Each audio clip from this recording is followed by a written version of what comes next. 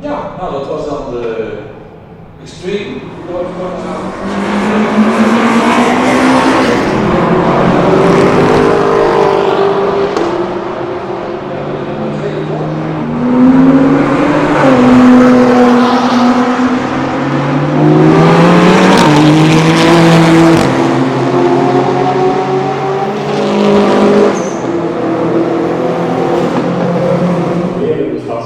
Ja, we moeten hier een lucht van maken, die gaten gaan maken.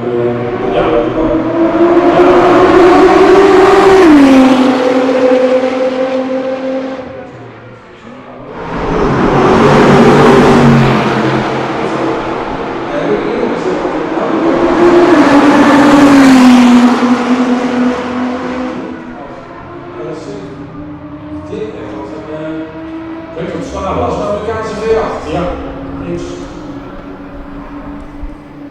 Dus ik hou er even het slagpunt